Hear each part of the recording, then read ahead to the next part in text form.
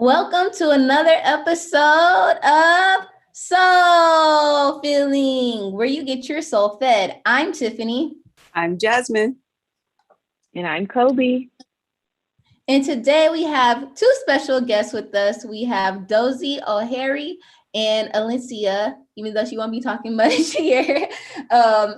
And they are from the organization Choose to Do Inc. So we're really excited to explore more about her nonprofit. But before we get into that, you know what we got to do? We got to tell the people what fed our soul this week.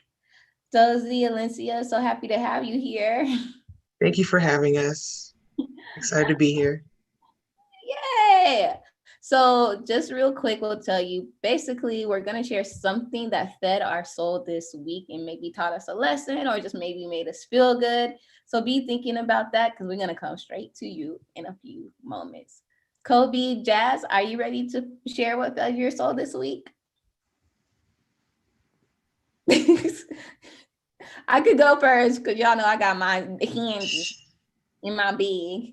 Okay, cool. So I was telling the girls before we started the episode that I went to Black Market last night. And basically Black Market is where a whole bunch of Black-owned businesses come together and sell product in under one building here in Houston. Y'all should come.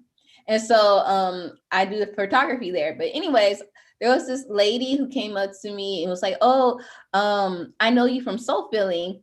And she was like, and this is what she said. She says, when I first moved to Houston, y'all did something at Levy Park. Guys, this is before Soul Feeling was like, maybe Soul Feeling had just got started or something. Because we were, at that time, we had our organization called Inspire Fire, where we just talked about healthy living and to anybody we could. And she's like, y'all grown so much since then.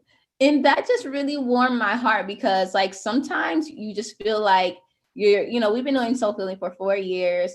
And we did Inspire Fire for some years before that. And sometimes you just don't feel like sometimes you don't realize like who you're impacting or that people see growth because you're like trying to reach these limits and heights and stuff like that sometimes you're just like you feel stagnant. But just to see like someone come up to me and be like, "Oh, from Soul Feeling, and this was one of my first events that I went to, and you're growing," and really just made me feel like, okay, wow, we're still doing something good. And she loves the podcast, and her name was KP or KB. Oh my God. KP or KB from Minneapolis. And she also knows our boy Jadon from the Egos and Opinions podcast. Yes. So I just want to share that good news. That really fed my soul. So all you guys out there who are living your dreams and doing everything consistently, just know people see your growth and you're on the right track. Just don't give up because you never know who you're impacting. Girl. That's beautiful because like you said, just to piggyback off that, sometimes when we have been doing this for a while and we feel like, we have these super, super high expectations. And it's like, sometimes it feel like we so far off that mark, we feel a little stagnant, like you were saying. And it's like, are we really reaching people out there? Or is our message really getting out to the world? So yeah, that does feel really, really good to just hear from somebody that's really out here rocking with us and, supporting us and saying like, y'all are growing. Yes, because that sometimes it takes some people outside of the group to see our true growth and to see how far we've come. Because sometimes, we can just be real hard on ourselves. So that feels good. That feels really good. Thank you. Shout out to KB or KP. Yes. And another cool thing is she was saying that someone had referred her to the podcast and then she realized that she had already, been to our event. So that was dope. That's super dope. So what fed your soul this week? Oh. I've just been on a roller coaster since last week. So I'm gonna just say life has fed my soul. Like just being hopeful, just remembering, you know, when things get tough, the going gets tough, that there's always something to be grateful, something to be thankful for, something to just appreciate. So I'm just in a state of gratitude, a state of just, you know, just appreciating every moment, every minute, every second, every person in my life. And yeah, that's what fed my soul this week. Awesome. No message in particular about what fed my soul, but just with my job, I've been able to work with a group of teen moms out in New York, and so that has just really been feeding my soul, working with that group. And you know, I love working with them. I do. I love that. How about you, Dozy? What fed your soul this week? So we wrapped up one of our youth programs. It's called Breaking the Cycle. We worked with kids at Addicts Middle School and Fondren Middle School. And so just being with them and working with them, and then it being the last class is typically the most impactful class that we have with the kids. And so they always give me energy. Like I always feel like I'm renewed, you know, when I hang out with the kids or when we mentor the kids. And they teach me, you know, a lot about myself. It's like a mirror, you know, of areas where I also need to improve, or just highlighting also my strengths, you know. So I leave them feeling empowered to continue the work that I'm doing. Mm, mm, mm, mm. So much. I love that. That's so beautiful. Yes. So let's get straight into it. Choose to Do Inc. Tell us more about your organization and how you got started. Yes. So, well, first of all, thank you ladies for having me. I appreciate this opportunity to talk about what we do, who we are, and also getting to meet each one of you. I feel like it's a long time coming, and we're here. So, thank you. So, thank you for having us. My name is Dozy O'Harry, and I'm the founder and CEO of Choose to Do Inc. And Choose to Do Inc. is a nonprofit that I started March 8th, 2016, which has been 5 years now. We made 5 years this year.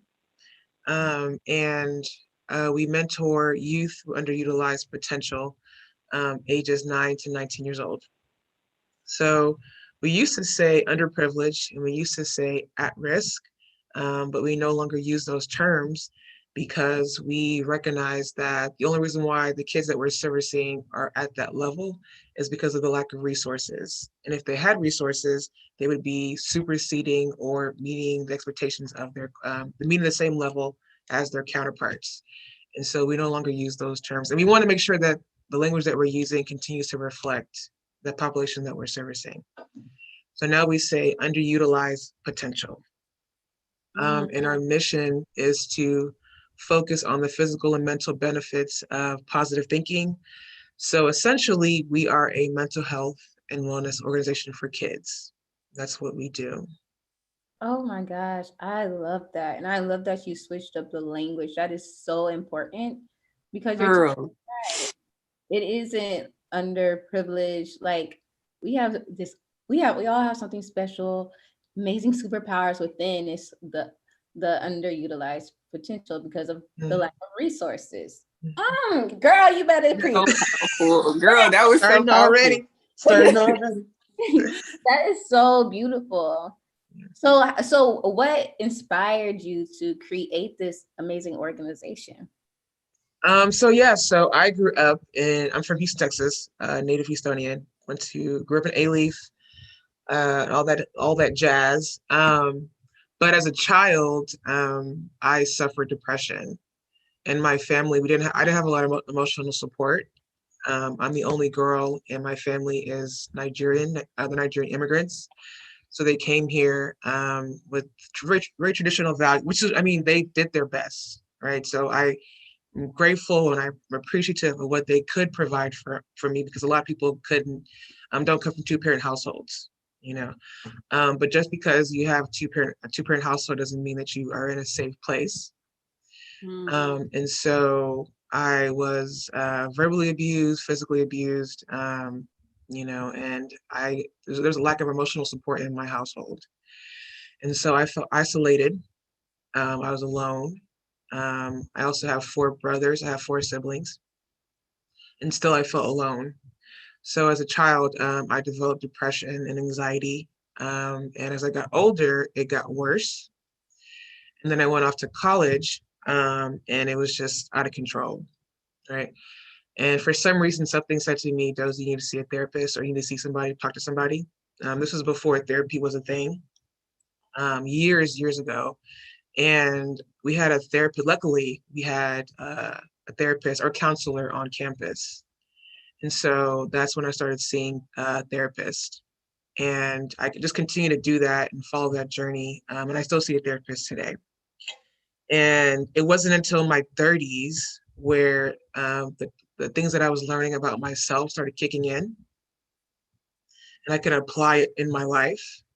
And therapy is what helped me to deal with my childhood trauma, to be able to give it, you know, a language and identify what I was going through, and then give me tools to move past it that I still use till this day.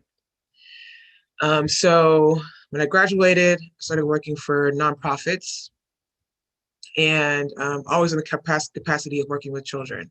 So I've always worked with kids, even personally and professionally.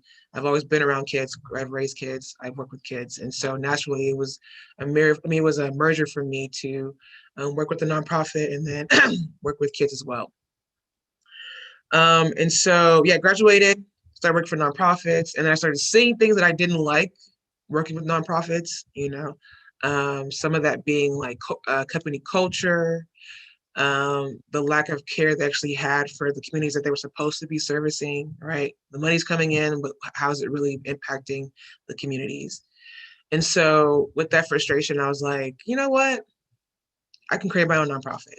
I don't know what it's going to look like. I don't know what it's going to be, but I just had something like, I say it's God. God kept telling me, Dozy, start it. Dozy, start it. Dozy, start it. And on top of that, I knew that it had to be centered around helping kids with their mental health, because I wanted to give them the knowledge that I have today at 9 years old, you know, at 12 years old, at 19 years old, so that they can have a better chance at living a more balanced and healthy life versus being 30 years old, 40 years old, and learning that at a later date. Mm. So I wanted to empower kids at a younger age to be the best versions of themselves and build a structure around doing that. And so that's how Choose to Do Inc. was formed. Wow, that's so beautiful. Wow. Wow. I love it. That is. It aligns perfectly with our brand and everything that we are for and everything that we do. So that is perfect that we found you, you found us, however the connection was made. Yes. What I loved about what you said, also just like on a personal level, it's like you knew that you had to create a nonprofit, even though you didn't know what it was going to be at first. And I just think there's so much like power in taking into what God has given you and just acting on it without, you know how we tend to overthink. I don't know your process before you guys started or anything. We try to figure everything out, and that kind of holds us back sometimes. But this is just, showing that you don't have to know, just do it. Just follow what God has. And now you're impacting a lot of children's lives. So we appreciate you for that. So recently, like you were saying in What Fed Your Soul this week about just wrapping up your program, breaking the cycle, I want to go through each of the lessons that you have and kind of just talk about what they are. And then we could just talk about our own spin on it, because not only can it help children, it can help adults and our soulmates listening to us right now. So let's get into it. So class 1 is the power of positive self-talk. So I know when I was going through your site, it was just showing how the youth viewed themselves before the class and after the class, like how many people identified as beautiful as opposed to now like 80+% view themselves as beautiful after the class and stuff like that. But before we get into that, kind of tell me why you came up with the program, Breaking the Cycle. That's such a huge, like, sentence. Like, it's so powerful. Mm-hmm.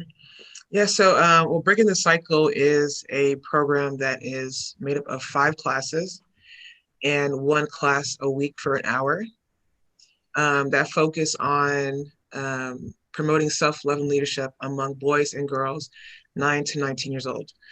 So I came up with the title Breaking the Cycle because it is about breaking generational curses. It's about stopping the bad patterns or the patterns that don't serve us, the things that we do that impede us from being the best versions of ourselves, right? And those things typically are taught to you, or you've learned those things along the way from somewhere else, i.e., your family, your friends, your wherever, what the situation that you come from.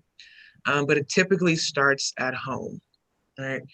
And so, especially if you're a child, you haven't been in the world for that long. And so your life experiences start off from your foundation, which should be your home. And sometimes kids have that and sometimes they don't. But either way, it comes from where you come from. So I wanted to title this program particularly called, I wanted to title it Breaking the Cycle because I wanted kids to have the understanding of you're stopping something so something better can happen for you, right? And I want them to use that language of breaking the cycle because as adults, like you were saying, Tiffany, we those cycles are embedded in us at this point, right? And so they're much more difficult to break, but still possible to break. And so when we run the program Breaking the Cycle, we have volunteers that come out to assist the kids as youth mentors, or they come out to teach the kids a lesson based on the topic of the day. And when the volunteers that are working with the kids directly, we require that they also participate in the activities with the kids. And so they themselves end up learning something about themselves from the activity, and they're adults. So let alone the kids, like if the adults can learn something, so can the kids. And it's a bonding experience, to be able to relate to an adult and the adult be able to relate to the kid. It's part of breaking the cycle. I love that tied together. Like we're learning together and learning from each other. Like no one's higher than one another. We're just unified. I love that so much, and I would love to volunteer. I would love to. Yes. I wanted to, before we move forward from breaking the cycle, I really just love how you incorporate the children and the adults, because that always reminds us, and especially for us out there that's listening, soulmates, you too, like you are never too young, never too old to break a cycle, never too young or never too old to create a new way in your generation and a new way in your family, to create a new way of life. And I did want to talk, going back, how you did talk about verbal abuse and physical abuse. It's something that, a lot of Black families, they do go through or struggle with. And even if it's not necessarily, you're necessarily going through physical abuse or even verbal abuse directly, maybe you just may come from a family, a household where, positivity isn't even being spoken into you at all. So maybe you're not being abused physically. Maybe you may not even be, being degraded by or demeaned by your family, but it's just like you're still not being lifted up. And so that's just I just love, like, even if you can't get it at home, you have places like choose to do Inc. to really just uplift you, because if you're not getting it from home, where is our youth getting it from? And so I just think that's so beautiful, that it's important to pour into the youth, but even us, as whatever age you are right now, if you're not necessarily under 18, to still be that beacon for the youth that you are surrounded by, because it's like they are truly our future, y'all. And so I just think it's beautiful. I think it's beautiful because it's changing the narrative a day at a time, every day, each day. Thank you. Yeah.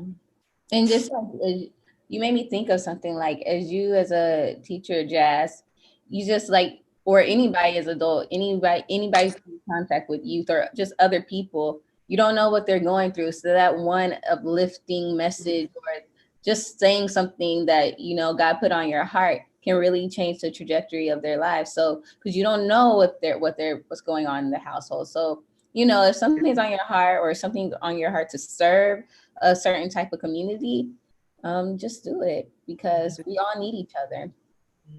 Man.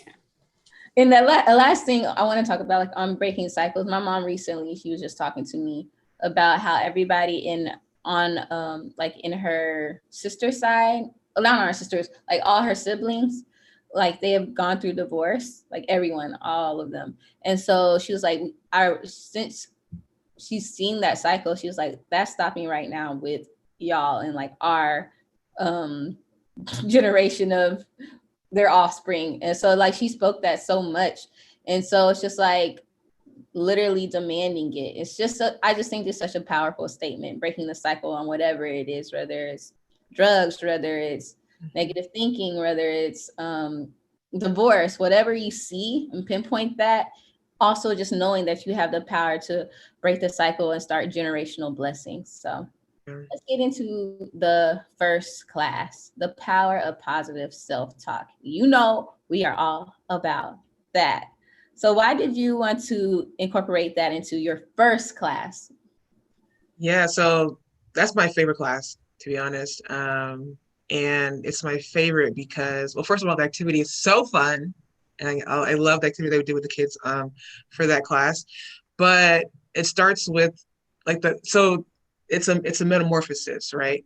You know, there's a beginning and then there's an end, but there really isn't an end because it's a continuing process that will never end, right? You'll have to do this process over and over and over again in order to break the cycle. But it starts with you as an individual. How do you view yourself? What does your core look like? You know, how do you feel, right?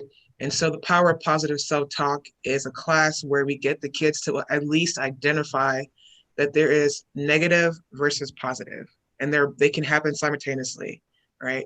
And that there are voices in your head that are telling you you are worthless, you're not enough. You know, there's these voices they derive from someplace. But if you have if you have negative voices, you can also create positive voices, because those negative voices were created, but you can recreate those into positive voices. And so we do an exercise to get the kids to see and give them action items on how to do that, right? But the journey begins with yourself, because you can't do anything if you're not solid in your core, if you don't know who you are, if you're comfortable with yourself, if you can't sit alone and be happy with being alone, being by yourself, right? The process begins with you. And so that's why the first class is called The Power of Positive Self-Talk. I love that. I love it. Me too. And I myself work for a nonprofit called Health Corps, and we do something very similar, and we call it a stress-free station. And what we have the students do is talk to the champion and the critic. So we have them, you know, list out some things that the critic might be saying. You know, we understand that critic might be coming from that voice might be coming from a place of fear, blame, you know, doubt. And then we try to get them to, you know, when that critic is coming up in your head, to change it to the champion voice, you know, and bring that champion out and have that champion talk to that critic and, you know, change those negative thoughts into, you know, positive thoughts by bringing in peace, self-confidence, you know, strength, and bringing in those I am statements. You know, we're very big on affirmations. And I have a question for you, actually for everybody.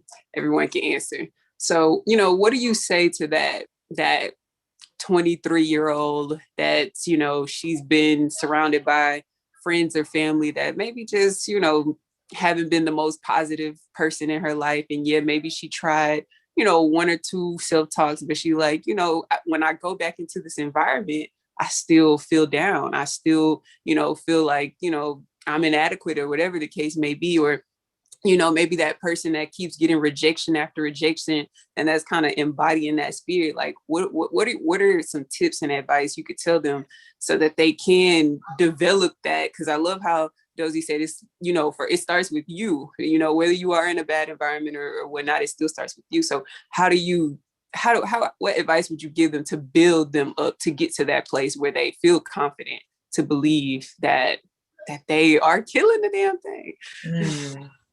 Yeah. I would let them know, first of all, it's a process. Mm. It's not going to happen overnight, but if you continue with the process, eventually it will happen. Mm. And so it's hard work. You know, sometimes you're not going to want to continue the process or you're going to want to stop, but that's okay. It's also okay. You know, get back on the horse, keep riding the horse. If you need to take a break, but keep riding the horse and eventually you'll see results. Mm. I agree. I would say it's a process as well.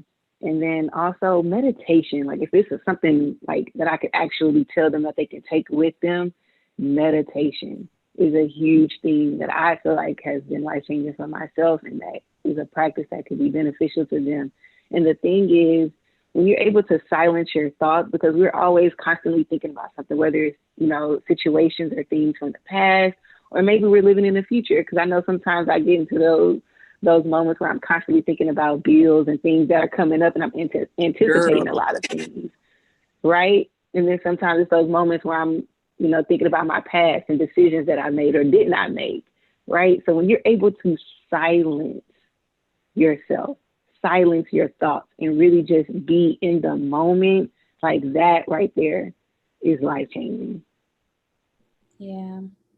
I think for me, it's just doing what you can to make a healthy environment for yourself. So do change the things that you can control. So for example, a lot of us are on the internet. What are you following on your Instagram, your Facebook?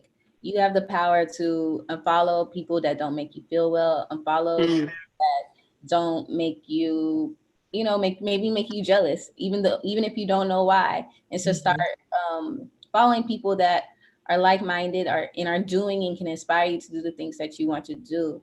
And maybe even just changing the environment in your home in any corner that you can, just starting there. Maybe it's just starting with making your bed, and then also being an example for your family.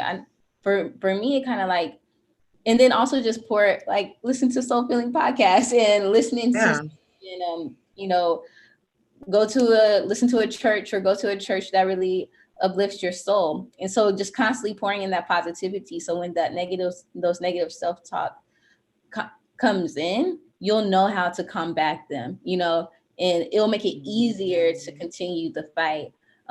So if you can't get out of your environment right now, start creating what you can control to create a healthy environment exactly where you are, because that's going to help you um, move to where you want to be. Yeah. Totally agree. How about you, Jazz? That's good. I would just piggyback off of everything y'all said. I don't want to be repetitive, but definitely that, if I could think of something that y'all didn't say.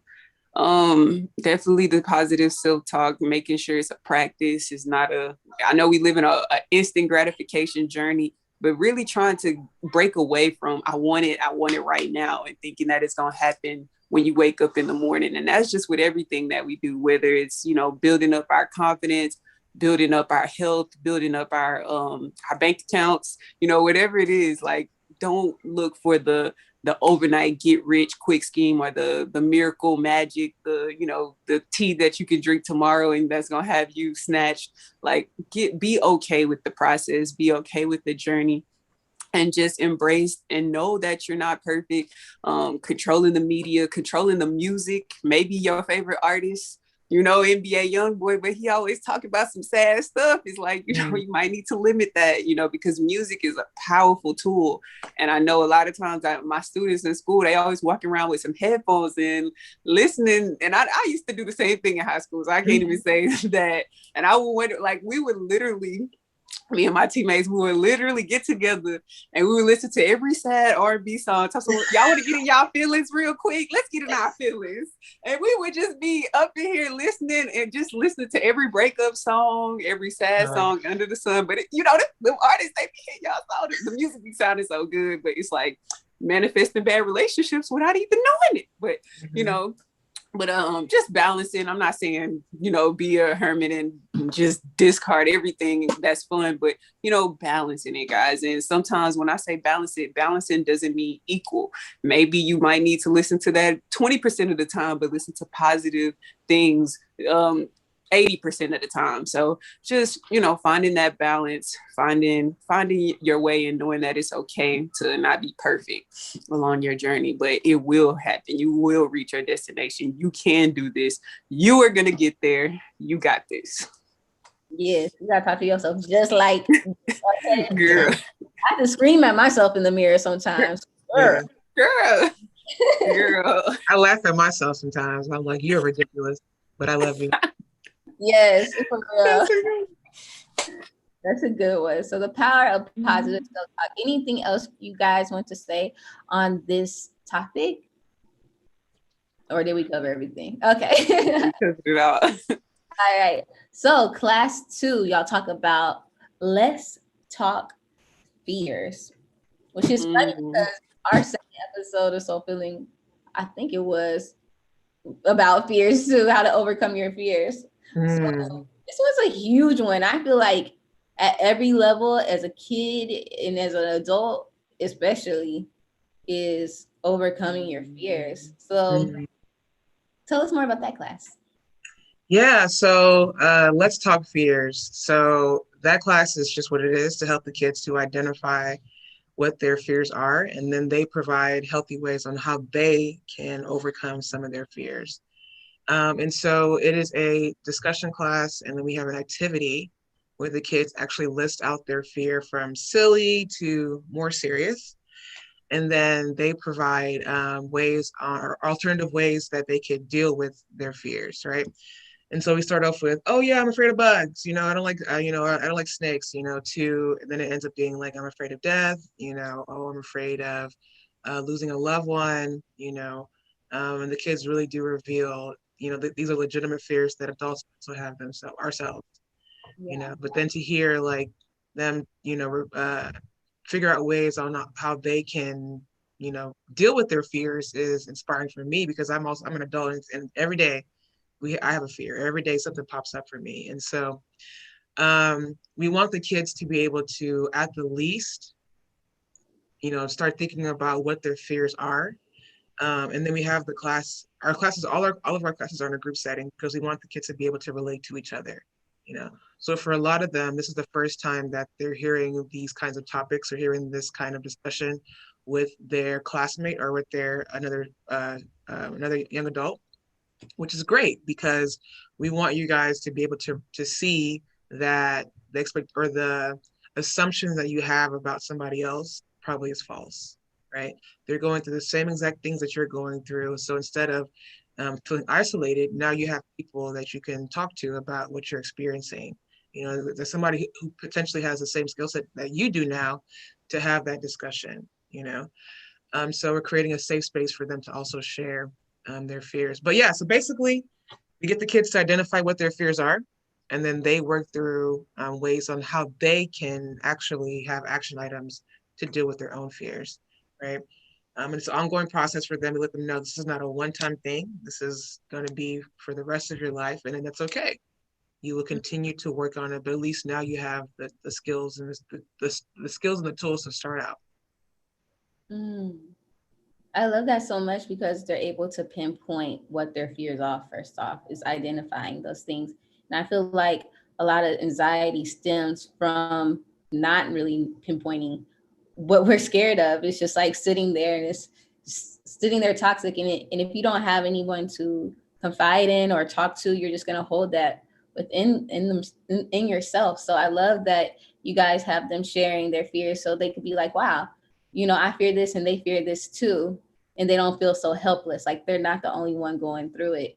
And I think that just speaks to like us as a people being able to really be there for each other, and how much we just really need each other to get through life. Oof. That's so true. And it's beautiful how you create a safe space because it's not something easy to share, such as your fear. Like it takes a good level of comfortability, a good level of trust for you to be able to open up to really tell you, you know, more than the surface level versus like, I'm just afraid of spiders or roaches, but to really get deep and be like, I'm afraid of those things too. Well, I'm working on it. I'm not claiming that fear over my life, but but like to really get to the root, you know, to really pinpoint to see what's going on. So that's just beautiful that you're even able to create that space, and not people, but the kids can open up, because that's so key. And it's like developing that now will be a lifelong tool that they can use forever, because like you all said, that it's not something that just stops.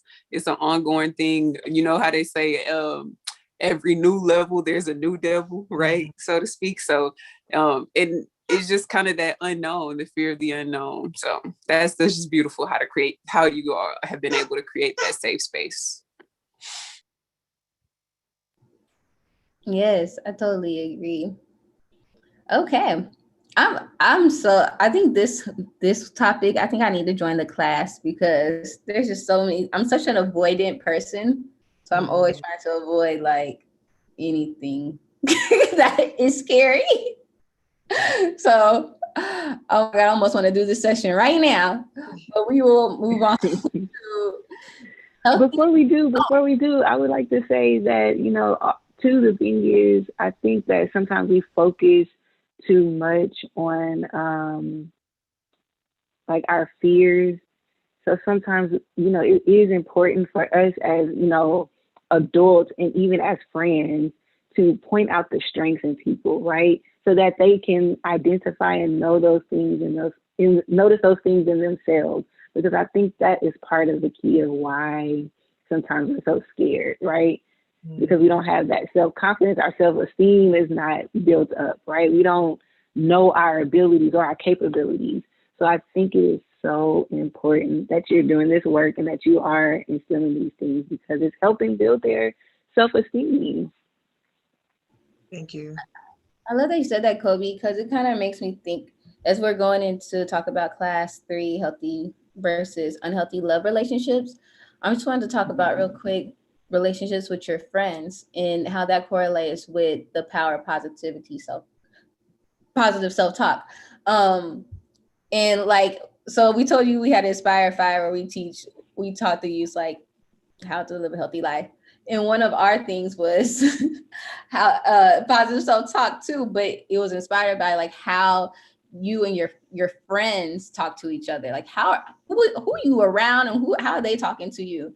And so we did this one super duper fun exercise where me and Jazz or Kobe and Deborah stand right in front of each other, and we talk to them like we talk to each other in real life. Like, sorry, I keep getting text messages like, girl, you look so good. Your skin is glistening. You're smart. You're happy. You look good. Like your booty, like whatever we say, we go in from head to toe. I love your spirit. And this is literally like, we don't sugarcoat. This is literally how we talk to each other. And so it's just another thing about being able to uplift yourself, but also be around people that are uplifting you. And so then we have the girls line up, and they have to go in on like complimenting whoever's right across from them. And I say it'd be so loud, because we make sure we super extra when we're demonstrating it, but it just really lifts their spirit, because it's like your whole mood will change when you walking down the street, you think you look rough, but they be like, girl, your hair look good. Like, yes. Right, so, you popping. Like, for real? And so it's just to also be cognizant of like who you have around and who you let and how you let someone talk to you. Yeah. So, can I pick it back off of what you just said? So just two things. And so typically when we run those kind of activities, people have a hard time giving compliments and receiving compliments, right? Which is another level of power positive self-talk. Because if you're not talking to yourself in a kind way, then you're not going to be able to receive, kindness or give kindness, And so that's another layer to break down, it's another cycle to break down, because it starts with yourself. you know, like we were saying. And if you can't receive a compliment, then it's going to be very difficult for you to give one, you know. But when you can, the two-way street makes it easier. And then second thing is we also work with boys. And what we found is that boys do not have that kind of space that women do or girls do, right? Especially boys of color, especially Black boys, do not have that space. I say I have 4 brothers, okay? And I tell them all the time, y'all have the worst friends. Y'all have the worst friends. What are y'all doing for each other to help lift each other up? Like, what are y'all really doing for each other? You know, they have a space where they can come to each other. Yes, that's great. But what are you guys really doing to make sure that you are the best versions of yourselves? What kind of advice are you giving to each other? You know, and so when we mentor the boys and we do that activity specifically with the boys, they have a very difficult time with saying things with each other. We have to create initially compliments for them to initiate that conversation. But when they do, they are the most open, the most vulnerable. It is so beautiful to see, and especially when they know each other. It's a little bit more challenging for them if they don't know each other, but when they know each other, it's like, this is how you should be talking to each other all the time, right? And so we want to create and curate that environment for them to be safe. That's really what they want, is an environment for them to be safe enough to do that. And a lot of times they don't have that environment to do so. So we're trying to get more more Black men to come out to volunteer with the boys. And when we do, it's amazing how that connection, because it's so different from the girls. Literally, like we can go in and be like, hey girl, how you doing? You know, like you're great and all, you're popping and all that great stuff. But the boys, they tear each other down just like that, you know, and that's how they talk to each other. And we want to work really hard and be intentional about how the boys and the men see each other. So that's a two-way street. My goal is for men to come in and volunteer with the kids so they can see how they appear with each other. That's the goal. So it's like an underlying, you know, initiative that I have, but that's what I want to do with the boys. Girl, that's so deep, because it just makes me think of like how, and I feel like by doing that with Black men, it will help Black men love Black women better, because I feel like a lot of times, since they don't know how to compliment each other or don't know how to really uplift each other as of right now or be open, they overcompensate for other things like having multiple women or having the best J's or the jewelry and the stuff that doesn't really, it's just like materialistic societal things that make it feel like you have value. But when you have value from just being yourself and you're hearing that from another man, and getting that affirmation from another man, whew, it just makes you realize that the value has nothing to do with all these outside sources, but really with who you are within. So I love this underlying mission you got. Girl, and especially because we want the men to be the head of the household. Going back to the week before last episode, and it's just like we want. It's that's so important, because me and Jarvis, we were talking about this, like, you know, guys, they because I've been watching this show Girlfriends, and so he's like, you know, guys, we don't have no show like this where it's like just a group of guys that's cool, all Black, and you know, they just, you know, positive. They go to one another for good advice. You know, some of the stuff on Girlfriends is a little toxic, but for the most part, it's positive. But and so I was just thinking, like you said, it is so, so, so important. I can't even gather my thoughts about how important it is for men to get these safe space, because you hear when guys talk to one another, and back in high school we used to call it, they would literally like pride themselves on chopping on each other, like, you know, making fun of each other, you know, talking about each other, this, that, and the third, and that was their form of camaraderie, like, and so we really, really have to change that narrative. And if we think about it, looking at the family dynamic and the structure of the household, even if it was a father present, he probably wasn't taught that, so he's not pouring that into his son. And then think about, if there isn't a father present, then who is going to be that male role model, that male example to show this is what it needs to be. So it's like, we really need our Black men that do this and know these things to get out there and really educate the youth, especially our Black boys, especially like Tiffany said, if we want them to be our husbands and the leader of the family. So I definitely think it's so important, and I love that initiative. And I'm gonna be sending this to men because I got a man in mind that I'm gonna send him, and we're gonna have to connect y'all, because it's so needed. It's so needed for our Black boys. Totally. So that just brings us right into class 3. Now I feel like everybody in the world needs your program, Breaking the Cycle. Healthy versus unhealthy love relationships. I had to have the emphasis on relationships because that's like one of our favorite things to talk about in finances too. So let's get into that. Healthy versus unhealthy love relationships. Okay. Mm-hmm.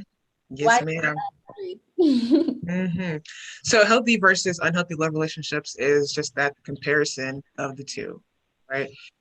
We say love relationships because we want them to focus not just on a relationship, but we want that connection of what love looks like, what it feels like, what it's supposed to be in your life. And that can apply to all relationships, not just romantic. If it's your friends, if it's your family, if it's you're in school, if it's your colleagues, wherever you are, there's a relationship there, right? And it can be healthy for you, it can be unhealthy, but there has to be a connection of understanding, compassion, the things that love contains, right? And so we want them to identify and compare and contrast the two. What is that in your life? Have you seen it before? Do you know what it is? Have you experienced it? And then we want them to, so the activity is they identify it. And then after that, we ask them if they have seen it in their lives or ways that they can be show more healthy love, right? And so we want it to be a full circle of, this is what it looks like. This is what I've experienced it. Maybe if I haven't, this is how I want to create it. This is how I want to cultivate that, for myself, because they're experiencing it on a daily basis. They might not know what it is, but it's happening to you whether you know it or not, right? And a lot of times they're experiencing more unhealthy. And so if you're experiencing more unhealthy love relationships, what can you do to have more healthy relationships, right? We talked about the relationship with yourself. We talked about your fears. Now we want you to identify, what does that look like with other people in your life, right? And then being appreciative of the relationships that are healthy, right? Maybe it's your teacher, maybe it's your mom, maybe it's your dad, maybe it's your grandparents, maybe it's, siblings, whoever that is. Now you know that they love you. You know what that looks like, you know what that feels like, and then you can appreciate them for showing that to you. And for the people that you have an unhealthy relationship with, you can figure out how to maybe change that to be more healthy, or if you have to, cut them off, And so you want to begin the conversation at that class. That's great. Relationships can really shape your life. So like who you tie yourself to is so important. So I like this one as well. I could talk about relationships all day, to be honest. It's interesting too, because so we started off working with just girls in the beginning of the program, which was in 2017. And we worked with a group of girls at a group home. It's called Krause Children's Residential Treatment Center. It's in Katy. So the girls have had to gone through something traumatic to be placed there. They house them, they feed them, they go to school, they provide therapy for them, and then they transition out back into their environment sometimes, or into another environment. And so we were doing this class, and at the end of the class, one of the girls, she was a Black girl. She says, well, first of all, we have women volunteer with the girls, and then men volunteer with the boys. And if we have them together, then we'll have them together. So this was an all girls class. And so we had women volunteer with the girls, and we had all Black women. And so we were pouring into them, working on the activities with them. And at the end of the class, she says, this is the first time that I've seen Black women working together in her life. And she was a teenager, right? So the fact that we were able to bring that experience to her was an identifier of what healthy love could look like for her, right? And also recognizing that there are some unhealthy patterns within your life that you don't like. Obviously that's not where you want to be. So it was surprising. I mean, the first time I had heard that, but also it impacted me to know that this work this is working. The kids are what's the word I'm looking for? They're getting it. They're understanding that this stuff is important, and not just that, but they can relate it to their lives personally. It has a personal connection with them. Wow, that's so good. And I think it's so good because, most times we always say, watch positive media, watch, media that displays this healthy, or follow people. But it's nothing like seeing it up close, impersonal, firsthand from a woman that you can touch, like someone that you're literally in the same place as. It's like, it shows you like, is that much more real? Like, this is real. This can truly be my reality. And so I just think that's so beautiful. And then especially I'm gonna just talk about women for a second, because I'm a woman and I can relate to the female experience. And we were just talking about this, Jarvis and I were like, I don't know what we was thinking about when, so he has a daughter, she basically like my daughter as well. So we was talking about when our daughter gets old enough so she can, to the point where she's able to date, we really, really want her to have a healthy understanding of, what is a healthy relationship versus, because, especially, and so he was just talking about from a male's perspective, the age when girls and guys are ready to date, guys are not really looking for no like serious, we in love type thing. And girls are like, oh my gosh, we're together. So they're thinking about the future. So we're just one day we'll have to talk to her and let her know that just because, I don't want to say, like, especially in middle school, just because you're with this guy and y'all are dating or whatever, hopefully not middle school, high school, it's like high school, y'all are dating. And if y'all ever become intimate, that like knowing the balance is between just because you're intimate with the person versus whether you are or versus being in love with the person. And women especially, because guys, I don't know, somehow they have the superpower where they can compartmentalize and be like, oh, we just sleeping together. And in the meanwhile, the girl over here thinking we about to be married and have kids, and they only like 10, I mean, not 10, but I'm exaggerating numbers here. They only like 18 years old. And so it's just really important for women to understand and even just have that conversation and have and try to create that honesty to just understand where the guy's head is at before you do give that piece of yourself, because it is a bearing to carry if y'all are not on the same page, and it can lead to heartbreak, especially, and create unhealthy patterns of love in the young girl. So just understanding that dynamic of the relationship when it could be more physical for one and more love for the other. This just makes me think, like, this is why Choose to Do Inc. is so important, or any other organization that is doing the work, is because this really made me think about, that was really shocking to me, what you just said about them that young lady not seeing Black women work together. And so it makes me think, like, I've seen that, I've personally seen that it's normal for me.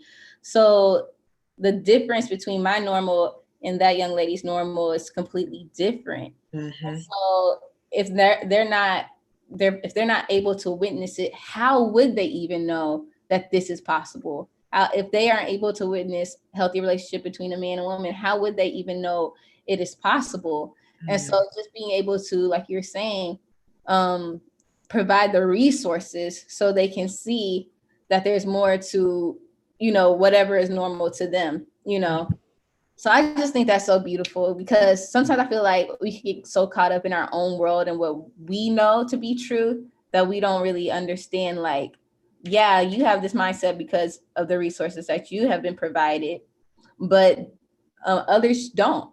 So it's just like, it really kind of takes a barrier of judgment off, and just more just learning.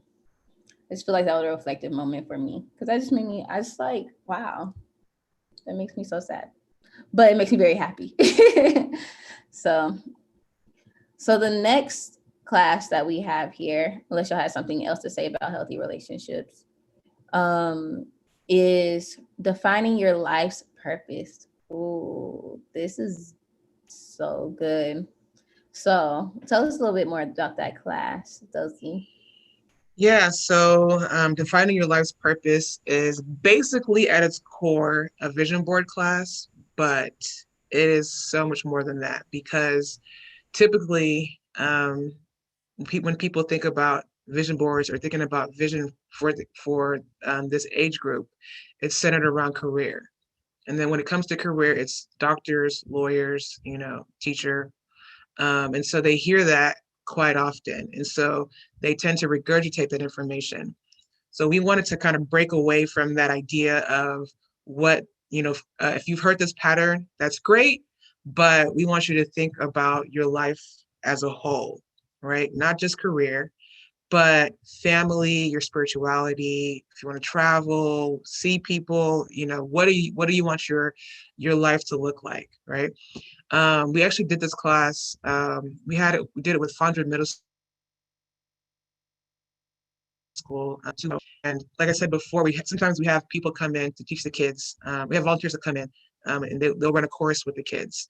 And so we had her name is Kalia Guillory, and she is the owner of the Nap Bar. I don't know if you guys have heard of the Nap Bar here in Houston, Texas.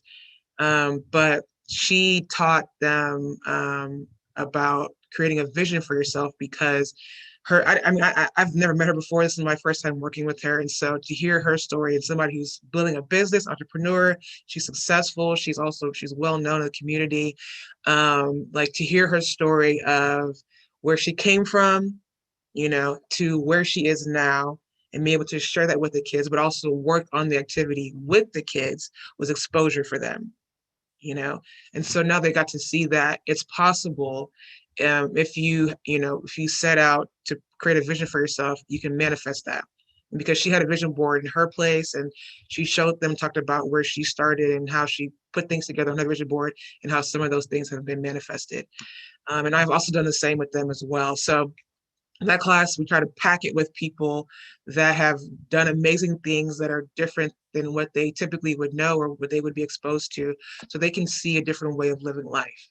And we want them to be as intentional and as detailed as possible. So if you want to work, right, you're gonna want to have a career. How much money do you want to make, right? And they'll be like, I don't know how much money. Well, you can make $1 million, right? You can make, you can make as much as you want. We want you to think big, go as big as possible because the sky is not the limit. You can go beyond the sky, right? And so that class is for them to create the vision for themselves via a vision board. Ooh, that's, I know I'm looking at Jasmine and Kobe right now. We're just so all about that, like creating a vision and visualizing like with your mind and with how would you feel, all of these. It's just that. Yeah, and I love that you made sure that it's very specific because I feel like that's the perfect way to reach a goal. Even if you don't look at it for a long time, you go back and you realize that you hit that exact number that you put down. It's so magical. It shows how powerful how powerful you are. And I also love that you're saying go beyond what you could think, like big. What do you really want? Because my CEO is saying this. The CEO of the company that I am working for, she was basically saying like, you can really set your life up how you want to. And a lot of times people set their life up to where they like for example, one of her clients said that they wanted for their company to always have Fridays off. And somebody will look at them and be like, well, that won't work. Your employees will blah, blah, blah, blah, blah, blah, blah. Now this man is successful and he always has Fridays off for him and his employees. And so whatever you want your life, your business, your relationship to look like, be very specific because you can obtain that. A lot of people, including myself, we go for what we think we could get. We ask for what we think we can get. For example, if you're for a salary or something like that, where it costs, I think that I should only charge $150 for photography. Meanwhile, you don't know what's in somebody else's pocket when you really want something else. So let's not like ask for what we think you could get, but actually ask for what we actually want. And that's how you can cultivate a life that is magical. So, this vision board is just in the specificness, if that's a word, is just so important. So important. And I just, to emphasize again, to piggyback, I just love how don't put limits, y'all. There ain't no limits to your vision. I was reading this one book called, I think it was called, maybe it was called Tapping Into Wealth. And basically it would say whatever number you have in mind, times that by like 36 or something, some outrageous number, and then make that be your vision. Cause it's like, we want to stretch, we want to push. So like wherever cause going back to like, well, this may be not vision board, but this is like writing, the importance of writing your goals down. I remember Tiff wrote her goals down when she was like, in the first grade or something. I wrote my goals down when I was like I was in middle school or junior high, like 8th grade. And I remember every single thing coming true. Well, except one thing came true on that list for me, but Tiff's whole entire list came true. And so saying all that to say, I was like, man, all the things I wrote down, they were just like basic, average things. Like looking back, I'm like, man, imagine what if I would have wrote down some stuff that was beyond the stars, like that I could have ever wouldn't have dared to even imagine. And imagine had I gone back and looked at that list and that would have came true. I'm like, imagine where could we be if we don't put those limits on our dreams, limits on our imaginations, limits on our own abilities and the ability that we feel like God has. Like God can do exceedingly abundantly beyond all we can think or ask. So we might be asking for this, but remember, God can do way, way, way more than that. So let's not put limits on our visions.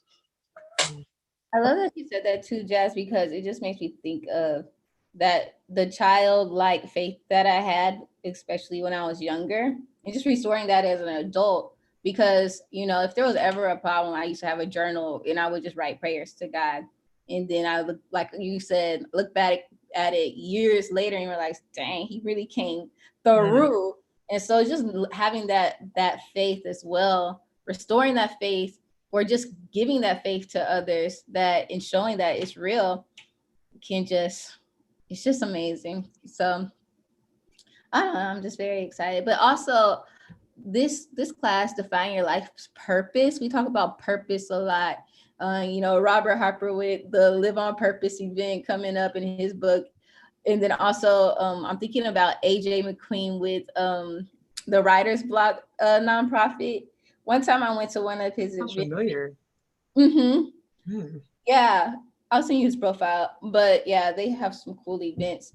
I don't know if they've been doing them lately, but I just remember going to this one event and it just talked about purpose, how purpose is just so important for people because it gives you the ability or the want to live. When you realize that you have a purpose on this earth, it's like, oh, I need to be here. So you start making better decisions, healthier decisions. You start thinking about who you're hanging around. Should I do this? Should I not? So this vision board or having a vision for your life, it's just so important because that could be what's grounding you to, move forward. It's basically like, what is it called? A roadmap for your life. And so, but if someone doesn't have vision or doesn't have a purpose, there are a lot of disadvantages to that. Oh, my life don't matter, so I'm going to do this. It don't matter that I'm ended up in jail. It doesn't matter that I do drugs or, whatever the environment is throwing at you. But when you realize, oh, I have something to give the world, you just start to think a bit different. So I love that you're giving them a roadmap to, really have a vision for their lives. And, like the Bible says, I don't know the scripture, but it was like, y'all know the one who was like, the one that you perish if you don't. Yeah, he who doesn't have purpose. I don't think I said it right either, but I know which one you're talking about. where there's a lack of purpose, the people will perish, or something like that. Or was that Vision? I think that was like a Vision. Woo! I need just like that Bible. Anyways, so the last class, which seems so fun. Kobe, were you about to say something? Because it looked like he was about to jump into the double dutch. Spa day. Ooh, why they get to end with the spa day? Talk more about that. Yes. So spa day is the last class because it is a class where, how do I say this? So the kids, we want them to feel good, right? We want them to understand that at a young age, you can take care of yourself, right? You can make yourself feel good. And so, so it's also a self-reflection class from the first 4 weeks to summarize what they've learned.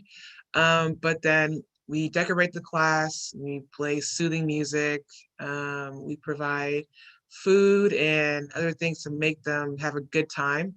But then we also have, so for example, we'll have a special activity sometimes where the girls will get manicures. We've done yoga, meditation, we've done dance. We actually did spa day with Fondren Middle School on Thursday, and we had an artist come out. Actually, she taught virtually. She lives in the Philippines, and she taught the kids. We talked about self-care, and they had an image of themselves that she helped them to, or walk them through how to draw out, and then they drew out icons of things that they enjoyed to do, right? And so we talked about how to de-stress and do those things that you wrote down or you drew out on your self-care sheet that you could refer to if you're having a bad day, if you're feeling angry, maybe if you drew out reading, then take a pause, and then read a book or read a chapter, or if you like to draw, like a place, whatever that is for you. Whenever you're not feeling aligned or you're not feeling centered, or you're not feeling good about yourself or not feeling good in general, then take the time to pause and do what you enjoy, right? Self-care. And then they go through 2 mini workshops to help them. 2 mini workshops. So one is gratitude, right? Recognizing people in your life that you appreciate and why you appreciate them and how you can show appreciation to them. And then the second one is our self-love workshop, where we get the kids to write a letter to themselves, right? A love letter to themselves, right? And so we want them to keep that information to remind themselves that they are loved, they are worthy, they're valued. And then give, for the gratitude section, they have a letter that they write to the person that they show gratitude to. That person could be living or have passed away. If they're living, they give them that letter. If they pass away, they keep it as a reminder that they appreciate that person, right? And so we have them work on those activities because we want them to understand, even at 9 years old, at 10, 12, 19, you can take care of yourself, and it looks like many things. So Alessia was there for that class, and she did the activity with the kids. And so I think it was a good time. Love it. Girl, it sounds like so much fun. And I just want to stay there for a moment, because I literally had to learn in my adulthood how to just take care of myself, self-care, and it's okay to go get a massage and to rest and to relax and pamper yourself and get your nails done and all these things that, may come normal for other people. But it was just I just was, taught work, go. And then, maybe take a nap, rest, sleep, and then get back to the grind. But it is important to really have that balance and to know yes, this is just, if not more important than doing all the grinding and the work, and to do that thing that fills your tank back up. When you burnt out, you got to pour back into it. So do that thing and do it unapologetically, and not feel guilty about doing, taking care of yourself. So that's really good. That's a great thing to plant in the young mind so that they can forever keep that with them when they transitioning to their young adult and adulthood. I love it so much. I know you have other programs. Well, that's the completion of the Breaking the Cycle program. I know you have an internship program, and you have course programs as well. Is there anything else that I'm missing that you guys do as a nonprofit? Yeah, so we also have virtual volunteer opportunities where people can work with the organization and lend their expertise to help us grow. They are remote positions, just like our internship, which is also remote. People work from home. And so with that, we've had people from all over the world that have volunteered with us, which is pretty. We had our first batch of volunteers, virtual volunteers. We had 3 volunteers. One was from Canada, one lived in the UK, and then one lived in Egypt, right? And so they were our first batch. So we're looking to get more people to fill in those positions because our goal is to scale so that we can replicate this and do this, and have Choose to Do Inc. all over the world. That's the goal. So we have that. And then we have what we call project initiatives that we launched after COVID, where we collaborate with like-minded businesses or individuals to help us. They collaborate on a curriculum. And then we pilot it. And then if it's successful, we keep the curriculum and we continue to run it throughout the year. And we just plug in other instructors that fit into that initiative. So we did our first one called the Mindfulness Project, which we piloted in March, where we collaborated with 3 yoga instructors and meditation instructors. So they help us put together the curriculum. We dedicate the curriculum to them. So now that it's set in stone that these individuals have the ones that helped us to create this curriculum. And then we ran it with a group of kids at after school program. And the purpose of that was to get the kids to teach them skill sets on how they can have a balanced lifestyle, right? How they can also learn to distress. And so we give them yoga mats and give them water bottles that they can keep for themselves to help them with the activity once we're done with the class. So we did that, and that was pretty successful. So we're looking for more yoga instructors, meditation instructors for our next session of the Mindfulness Project. So yeah, we've been doing those initiatives, and then people can always donate, right? That's how we are able to survive and sustain and impact more youth, is through donations, sponsorships, and grants. And then lastly, we have volunteers that work with the kids directly. We call them youth mentors. So you can come out, work with the kids in a group setting, work on the activities with them, talk to them, engage with them while you're there. And then we have people who we call collaborators that come out to teach the class to the kids, whether it's virtually or in person. So those are some ways that people can support the organization. That's awesome. So how can they find you and sign up and donate? I'm sorry? How can they find you so they can sign up, donate, volunteer? Yeah, so you can go to our website at www.choosetodoinc.org to register to volunteer and also to donate. We have Instagram, Twitter, Facebook, that's at Choose to Do Inc., which is CHOOSETODOINC. And then we have a YouTube channel where we have all of our online classes, which are self-help and self-reflective classes for communities to watch, and it's free. And that is at Choose to Do Inc. on YouTube. Love it. Oh, yes. Oh, one of our comments on YouTube from Bryson Jackson, he said the scripture is, I think, a man without vision will perish. So thank you for that. And thank you so much, Dozy. I mean, I just love what you're doing for the community. And so, guys, y'all better I was playing, y'all at least follow Choose to Do Inc. on Instagram, Facebook. I forgot what the ones that you said that you had, Twitter, and go to Choose to Do Inc. and donate your money and donate your time if you have some expertise and you want to volunteer. But go ahead and drop some dollars first because money helps us scale, and also it's just going to a really good cause. to help our community. So y'all know what time it is. Oh no, Jazz, you're on mute. I've been ad-libbing this whole time, like, yeah. Mm-hmm. Y'all can hear me though. Okay. All right, y'all. Y'all know what time it is. It's affirmation time. It's affirmation time. It's affirmation time. Y'all, this is your first time tuning in on the Soul Feeling Podcast. We always end our podcast with a positive affirmation. So what the heck is an affirmation? An affirmation is any statement that you are using to transform your life.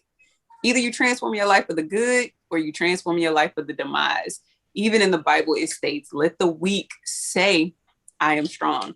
So on them days you're feeling sick and tired, down and out, not like your best self, don't affirm that over your life. Instead, speak uplifting, positive affirmations over your life and watch how God begins to just transform it for the better. Today, there is 5 of us, but I'm affirming that there are millions, billions, trillions of y'all out here tuned in and generations to come.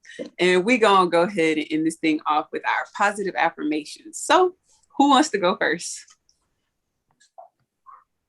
I could go. Hi. Oh, okay, I'll go. I am being the change I want to see in the world. Oh, okay. I am choosing to do more for my community. I am replacing negative habits with positive habits. Oh, does he? I am young, powerful, and successful. Ooh. Alicia? God is within her. She will not fail. Oh, bomb. She came in with the what? Oh, that's a way to end it right there. I needed to hear that though. Thank you so much. Mm-hmm. All right, guys. Thank you so much for joining us. Please follow Soul Feeling everywhere. We're on Instagram, Facebook, Twitter. So follow us there and share this episode with everyone. Because I know your soul was fed. And also follow Choose to Do Inc. on all their social media platforms as well. And if you're listening to us on whatever platform, make sure you subscribe. Just hit that subscribe button. Do it right now. But most importantly, if you are listening on Apple Podcasts, I need you to give us a 5-star rating and write something soulful and sweet so we can get up and up and up on the rankings so more people's soul can be filled and fed. We love you guys so much. We will talk to you later. Until next time, soulmates. Bye. We love you.